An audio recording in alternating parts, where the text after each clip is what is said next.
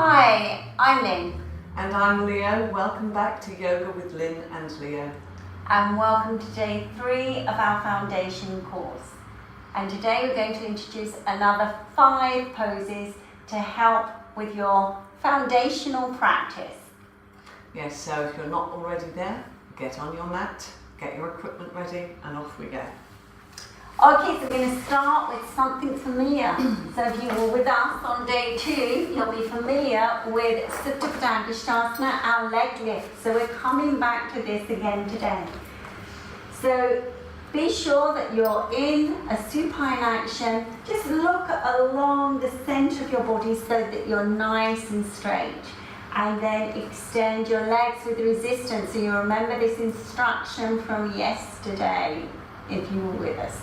So go on extending, extending, extending, extending with resistance. So find that resistance in the legs and ground down with the thighs and lift so much through the center of the body. Now you can do this with just adding a slightly different slant on this today. So what we want to do is to get as much lift out of the pelvis as possible. So bend at the elbows and take the palms up. As you can see here, if you're looking at the video, then press into the floor and lift out of the pelvis as much as possible.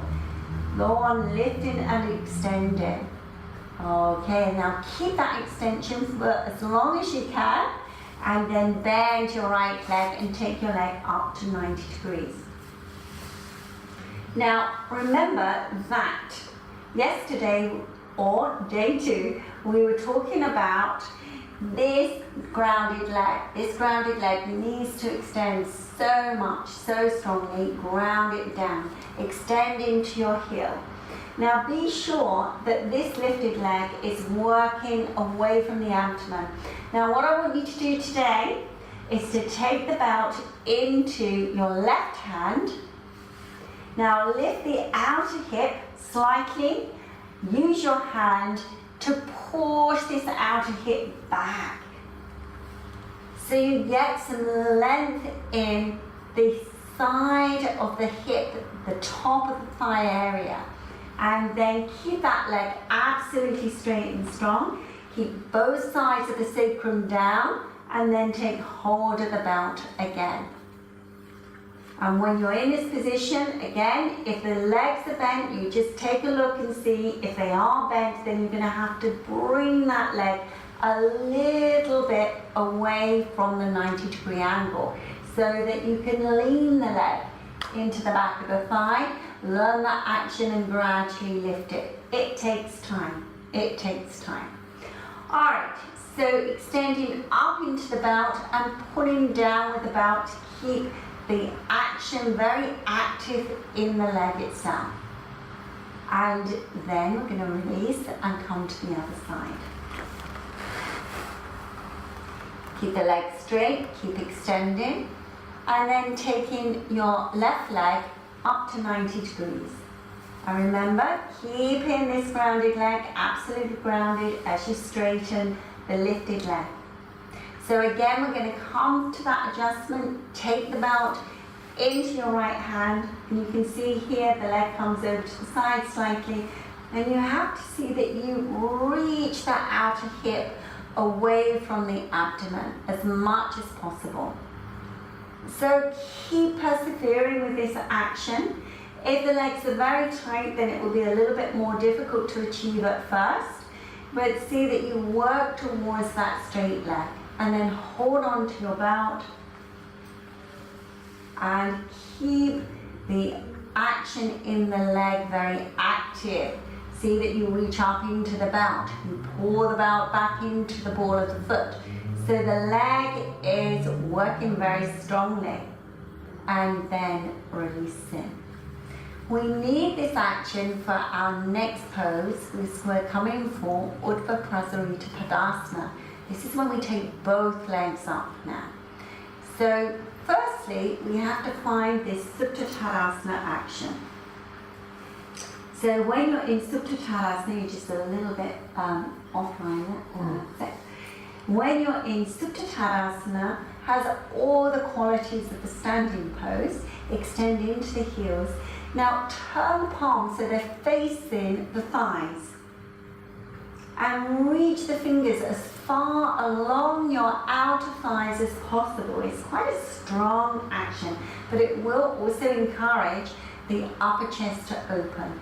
So extend those fingers even more, extending those fingers, lengthening, keeping the chest really nice and open, softening the abdomen, reaching the legs. Go and see, extend even more into the fingers, opening the chest. Yeah, so you need to keep that length. Now we're going to bend the legs into the chest.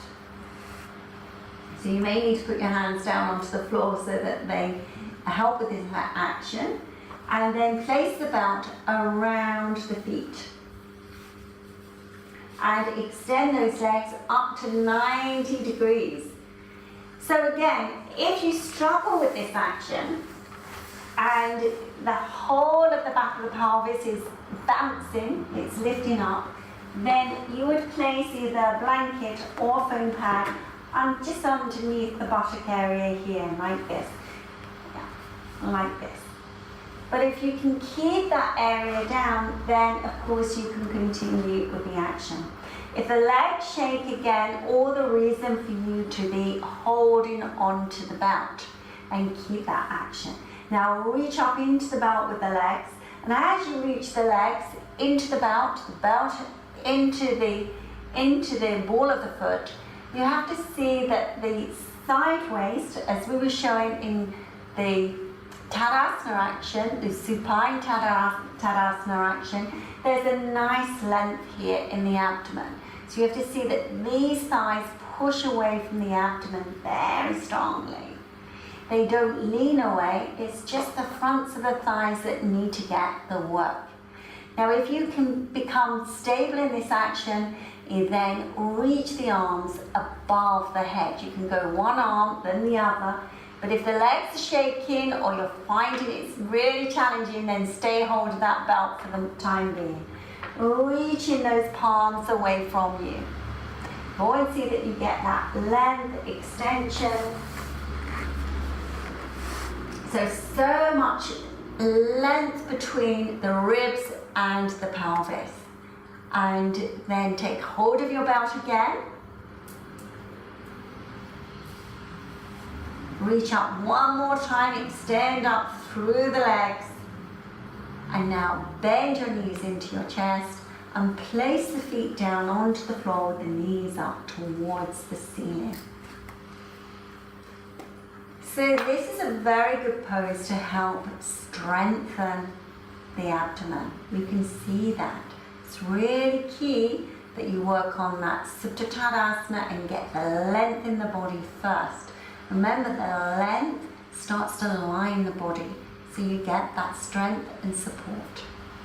We're coming into Bharadvajasana. This is our next pose. Now, if you remember in day 2, we practiced it on a chair. So today we're going to practice it on a couple of foam pads.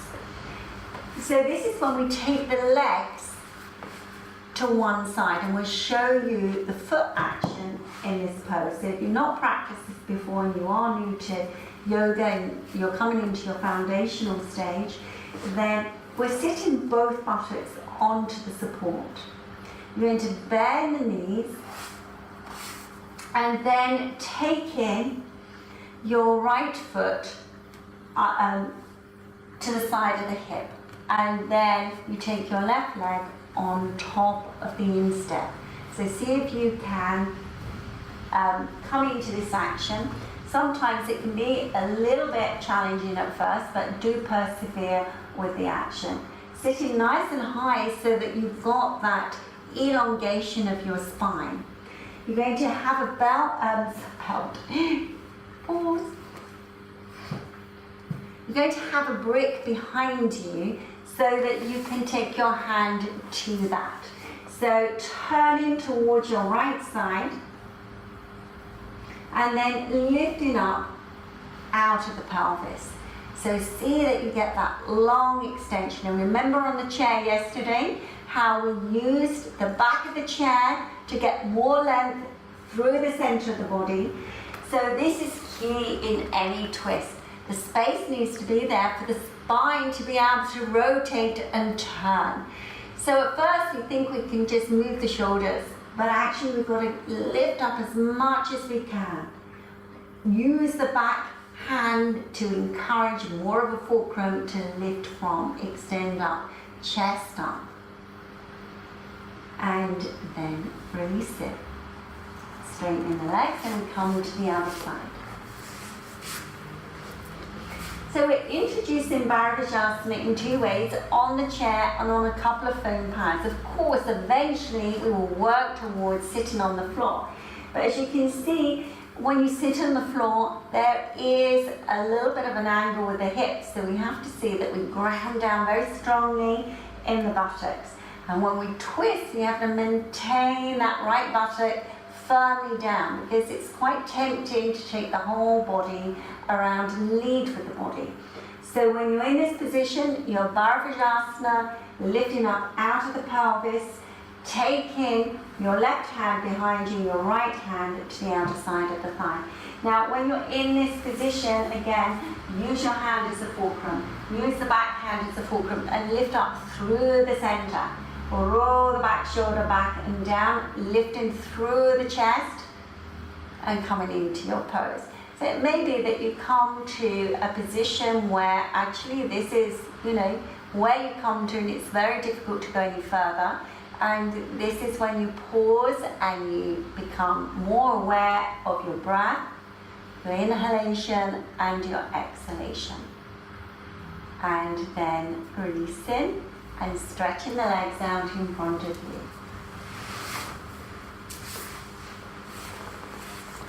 So we're coming for our Sukhasana now. So this is our finishing pose for today. So you can sit on a couple of foam pads if you find that the legs are really, the thighs are moving up. To encourage the thigh action to move down, then we need to sit a little bit higher. And this is fine too. So do remember when you're in your Sukhasana that the spine needs to elongate. And also when you're first starting yoga, this is your first foundation course, then do remember also that it takes time. We come to yoga when our bodies are very stiff. So using chairs and foam pads, bricks, belts, it's very, very helpful. Yes, we'd love to wave a magic wand and enable you to instantly have long hamstrings, open groins, hips that move. That doesn't happen. It happens by consistent and regular practice, a little at a time, and gradually, everything will start to open. Definitely. Thank you for joining us today, and hopefully we'll see you next time. Namaste.